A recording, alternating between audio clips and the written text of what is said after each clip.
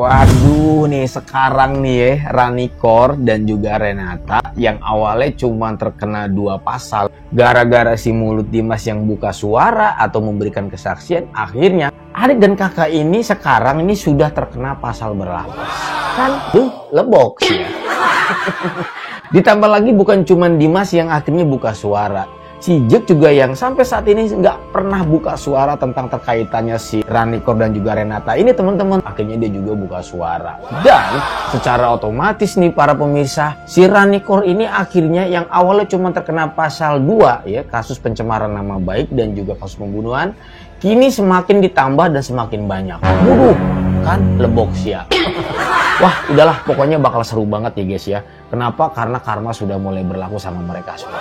Bodoh, ya. Ngomongin soal karma ya para pemirsa, kalian mungkin masih ingat sama si Adel ya, dulu yang pernah tuh ngebully si Dias, bahkan sampai mempolisikan si Dias. Masih ingat kan kalian? Sekarang dia sudah jatuh miskin dan kehidupannya semakin miris sekali para pemirsa.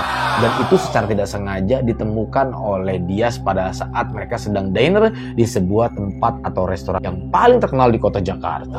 Wih, wadah, ini makin seru nih guys ya. Semuanya akan kita bahas ya teman-teman di alur cerita drama series Ampa di episode yang ke-78. Oke.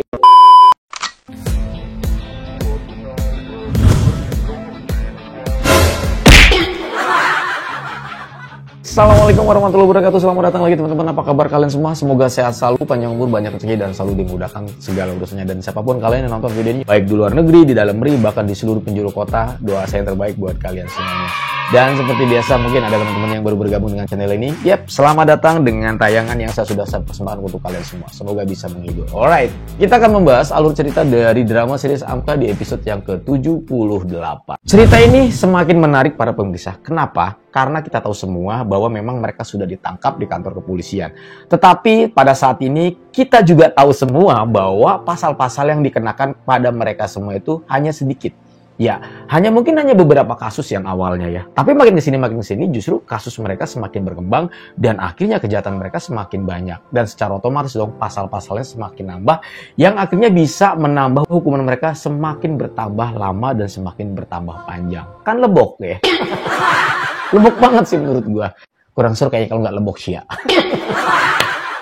Sebelum kita membahas mengenai pasal-pasal yang nantinya bakal mengenai mereka dan semakin bertambah hukuman mereka, kita juga harus tahu bahwa semua ini bersumber dari sebuah kesaksian Dimas. Yang dimana pada saat ini Dimas karena merasa ingin mendapatkan keringanan hukum dari semua apa yang sudah dia lakukan, dia pengen banget membuka dan membongkar semuanya. Setelah Dimas menceritakan semuanya, baik dari hal yang kecil sampai hal yang terbesar dari kejahatan yang sudah mereka lakukan, akhirnya beberapa kesimpulan pasal yang akan dikenakan oleh mereka adalah yang pertama, pencemaran nama baik. Pencemaran nama baik ini sudah terjadi ketika pertama kali Rani masuk penjara. Itu sudah jelas. Lalu yang keduanya adalah rencana pembunuhan Arsi di rumah sakit. Ini adalah penambahan pasal. Yang artinya si Rani ini terkena pasal tersebut, yaitu rencana pembunuhan. Wah, udah nambah tuh ya. Lalu yang ketiganya adalah tentang sebarkan berita bohong tentang kehamilannya. Ini mungkin bisa larinya ke pencemaran nama baik. Tetapi bukan cuma itu, karena pada saat itu dia juga membuat bukti-bukti palsu mengenai keberadaan dirinya yang pada saat itu sedang berada di luar negeri, yaitu di Aussie. Dan ternyata bukti-bukti tersebut adalah palsu.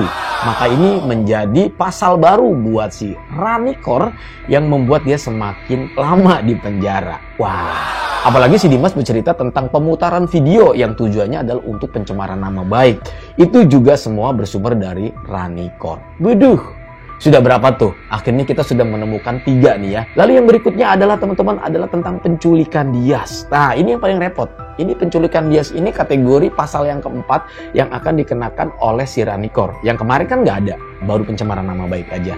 Nah, ini semakin memberatkan si Ranikor teman-teman. Kenapa? Karena yang namanya penculikan ini bisa mengakibatkan hal yang sangat fatal. Mungkin bisa saja pembunuhan. Jadi intinya mungkin penambahan pasal ini semakin memberatkan si Rani teman-teman. Duh, repot ya. Mana lagi hamil. Ya. Ditambah lagi penculikannya itu bukan cuma sekadar menculik Dias doang. Tetapi punya niat di mana pada saat itu mencoba untuk mengintimidasi Iqbal. Dan juga membungkam mulut dari dokter Iqbal mengenai kebenaran sebuah kehamilan yang pada saat itu dialami oleh si Ranikor. Otomatis, pasal penculikan ini semakin memberatkan si Ranikor, para pemirsa. Aduh, box ya. Dan pasal yang paling memberatkan si Ranikor adalah pasal tentang kasus pembunuhan si Mona. Ini yang paling berat. Dari pembunuhan aja sudah jelas menghilangkan nyawa orang lain itu akan dikenakan hukuman kurang lebih sekitar 20 tahun.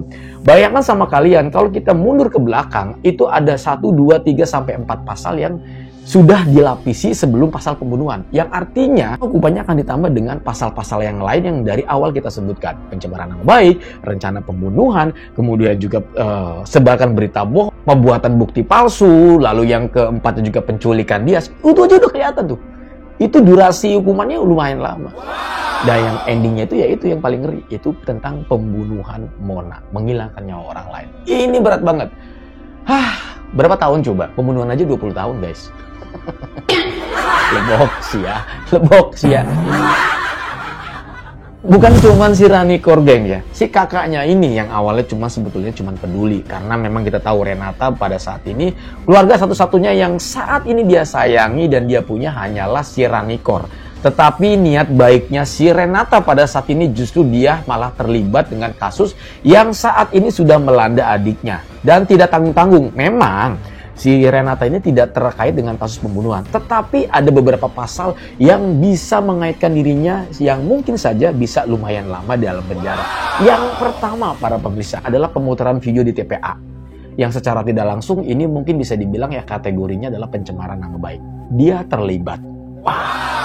Satu pasal sudah untuk Renata. Lalu yang keduanya adalah tentang penculikan Dias. Ini yang berat. Ini yang berat ya. Ya, di pasal yang kedua ini menurut gua ini bagian terberat oleh Renata yang sebetulnya dia nggak tahu apa-apa gitu. Karena pada saat itu dia juga tahu bahwa yang menculiknya Dimas dan Dimas juga bolak-balik ke kafenya yang secara otomatis ini akan memberatkan dia karena dia sudah terkait dengan kasus penculikan si Dias. Udah 2 pasal. Ada lagi nggak sih bang? Kurang lebih sekitar ada 2. Yang ketiga, tadi kan baru 2 nih. Yang ketiga adalah penyuapan Jack. Nah, ini kasus penyuapan repot ya. Jadi Jack ini selama ini dibungkam, nggak mau klarifikasi, nggak mau buka mulut, nggak mau bersaksi ya tentang kasus penculikan dia segala macam itu karena semuanya adalah Renata yang mengatur semuanya agar si Jack ini nggak mau buka mulut. Kalau nggak salah tuh dia dijanjikan uang kurang lebih sekitar 1 miliar rupiah. Gila bro.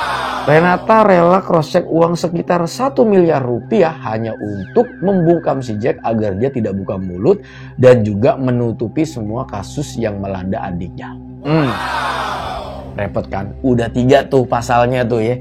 Lalu pasal yang keempat yang dikenakan oleh si Renata adalah dia telah menyembunyikan barang bukti miliknya Dimas, yaitu tentang kasus pembunuhan Rama yang pada saat ini kita tahu semua bahwa dengan plat nomor polisi kendaraan si Dimas ini, maka semua kasus akan selesai. Karena CCTV memperlihatkan bahwa mobil yang menabrak kendaraan Rama pada saat itu adalah mobil warna hitam, hanya saja plat nomornya berbeda. Dan otomatis karena si buktinya ini disembunyikan oleh si Renata, ya mau nggak mau si Renata pun akhirnya terlibat dengan kasus yang berhubungan meninggalnya atas nyawa Rama pada saat itu. Ini adalah bagian dari pasal yang akan mengenai dirinya dan menambah hukuman Renata yang awalnya cuma nggak tahu apa-apa, cuma plat mobil, tapi dia pun harus menerima hukuman yang lumayan panjang di dalam penjara.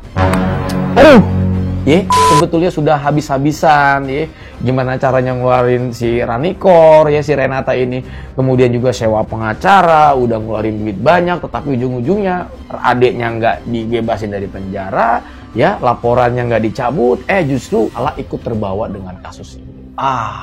Dan endingnya para pemirsa, ketika di dalam penjara, Renata mengatakan bahwa kamu sudah semakin gila. Artinya, Renata sudah memvonis adiknya, kamu sudah semakin tidak waras. Wah, emang udah nggak beres nih otak Ranikor guys ya. Makin stres dan makin gila aja tuh ya. Kita masuk di cerita lain teman-teman ya, Dias dan Iqbal. Ketika Dias dan Iqbal pada saat itu sedang makan siang di sebuah tempat restoran atau kafe mungkin ya, yang secara tidak sengaja ketika dia sedang memesan makanan bersama Dokter Iqbal, tiba-tiba musuh bebuyutan Dias keluar sebagai pelayan yang secara otomatis Dias pun kaget. Ternyata yang melayani dirinya adalah Adel. Yang kita tahu bahwa Adel adalah anak pesohor dari sebuah perumahan komplek yang terelit yang ada di kota Jakarta, yang dulu juga pernah membuli dirinya. Sering banget ya membuli, bahkan juga ya mengintimidasi Dias sampai tidak tanggung-tanggung. Pada saat itu Dias dan Iqbal sempat dipolisikan oleh dirinya, hingga membuat heboh keluarga Pak Irwandi pada saat itu. Tetapi sayangnya para pemirsa, kondisi Adel saat ini sangat memprihatinkan. Kenapa? Karena setelah kejadian dulu yang sempat dipolisikan Dias dan Iqbal, ternyata ibu dari atau orang tua dari Adel tersebut dipecat pekerjaannya oleh raja, dan secara otomatis kondisi ekonomi keluarga mereka akhirnya saat ini jatuh miskin. Gali lubang tutup lubang, sampai akhirnya si Adel pun sempat bekerja di salah satu restoran yang kebetulan pada saat itu Dias dan Iqbal pada saat itu mau makan di tempat tersebut para pemirsa. Tiba-tiba ada sebuah insiden di mana pada saat itu menu atau makanan yang dibawa oleh si Adel karena kaget melihat Dias tiba-tiba terjatuh, dan otomatis para pemirsa dia pun dimarahin habis-habisan oleh manajer tempat di mana Adel bekerja, kemudian diancam dipecat. Nah, uniknya ketika melihat kejadian itu, si Dias malah justru pengen membantu si Adel. Dia malah memarahi si manajer tersebut. Dia mengancam untuk memviralkan kafe atau restoran tersebut dengan sebuah video kalau misalnya kelakuan manajer di sini itu sangat jelek sekali. Selain marah-marah terhadap pelanggan, dia juga mengintimidasi karyawan.